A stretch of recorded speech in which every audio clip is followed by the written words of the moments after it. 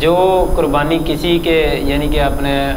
والدین کی طرف سے کی جاتی ہے فوت شدگان کے لیے قربانی، اس حوالے سے کیا؟ جی محترم عبدالمنان بھائی، بات یہ ہے کہ قربانی والدین زندہ ہیں تو وہ تو شامل ہے نا، جی اگر فوت شدہ ہیں تو وہ بھی شامل ہے، ٹھیک، یعنی ان کا وہ جو رسول اللہ ہے نا کہ جب انسان فوت ہو جاتا ہے انقطاع عمل، اس کے سارے عمل منقطع ہو جاتے ہیں، اس کے تحت اولاد جو بھی نیک عمل کرتی ہے اس کے اندر وہ شریک ہے۔ لیکن رسول اللہ صلی اللہ تعالیٰ علیہ وآلہ وسلم سے اللہ سے فوت شدگان کے نام پر قربانی کرنا یہ ثابت نہیں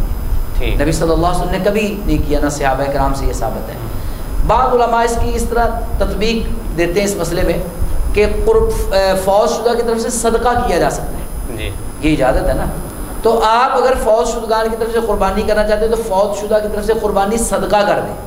صدقے کا مطلب سمجھ آ رہا ہے نا، صدقے کا مطلب یہ نہیں کہ آپ گھر میں قربانی کریں، مطلب ہے کہ آپ قربانی کا جانور کسی غریب اپنے رشتہ دار کو دے دیں جو نہیں قربانی کر سکتا۔ جیسے قربانی کا گوشت تقسیم کیا جا سکتا ہے نا، ایسے قربانی کے جانور بھی تقسیم کیے جا سکتے ہیں، بلکہ میں کہتا ہوں اگر لوگ جو ایک سے زیادہ قربانی کرتے ہیں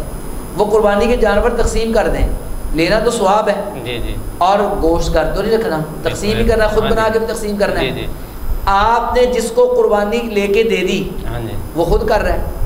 اچھا آپ وہ ساری محنت سے بچ گئے، اور جو قربانی شخص جس کو لے کے دی نا اپنے کسی غریب رشتہ دار کو، کسی یتیم کو، کسی مسکین کو، کسی بھی جگہ پر جو آفت زدہ مسلمان ہیں جو اس وقت دنیا کے اندر، ان کو آپ بھیج دیتے ہیں، وہ اپنے ہاتھ سے جب قربانی کرے گا نا وہ خوشی گوشت لینے میں نہیں ہوتی جو قربانی کرنے میں اس کو اللہ نے،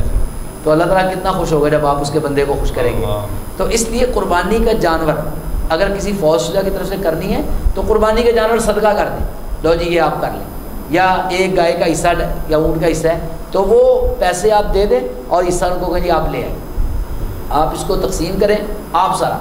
دیکھیں، ایک تو آپ یہ ساری جو تقسیم کرنے کی ہے اور سارا جانور ذبح کرنا بنانا اس سے بچ گئے، ٹھیک ہے، قربانی بھی آپ کی ہو گئی، اور آپ کے غریب رشتہ دار یا کوئی یتیم جو رہتے ہیں ہمارے محلوں میں ارد گرد، یا بیوائیں ہیں یا مسکین ہیں یا آفت زدہ مسلمان ہیں دنیا کے، تو وہ بھی خوش ہو گئے، اللہ بھی خوش ہو گیا۔ تو اس لیے میں یہ سمجھتا ہوں کہ ایسی قربانی جو وہ صدقہ کر دیں چاہیے۔ ایک اور سوال میرے ذہن میں آ گیا اسی بات سے کہ یہ جو جب قربانی کرتے ہیں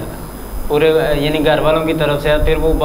بعض دفعہ ایسا ہوتا ہے کہ لوگ گھروں میں ان کا ہاتھ لگواتے ہیں، سب کے آؤ جی اس کے اوپر ہاتھ پھیرو، یہ سارے لوگ چھری کو ہاتھ لگاؤ، قربانی پہ ہاتھ پھیرو، تو اس کی ضرورت نہیں ہے، یہ ایک بس ایسا عمل ہے کہ جو آج کل ہم نے دیکھا دیکھی شروع کر دیا ہے۔ تو اصل یہ ہے کہ قربانی انسان خود بھی کر سکتا ہے، تو اگر آپ نے خود قربانی کرنی ہے تو جانور کو ذبح کریں جس طرح سنت ہے، اور اگر آپ کسی کو قصاب وغیرہ سے کروانا چاہتے ہیں، کسی کو وکیل بنا کے، بعض لوگ علماء سے کہتے ہیں جی آپ آ کے پھیر دیں چھری، تو وہ اس کے اوپر پھر وہ اس کا ہاتھ پھروانا یا قربانی پر ہاتھ پھروانے کی ضرورت نہیں ہے۔ ہاں وہ دعائیں پڑھیں، رسول اللہ صلی اللہ علیہ وسلم نے دعا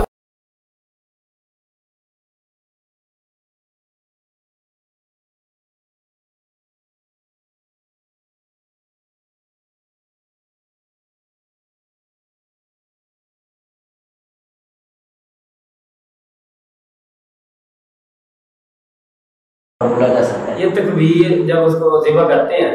اس کو ذبح کرتے وقت جانور کو کیا تکبیر پڑھنی چاہیے اس کو جو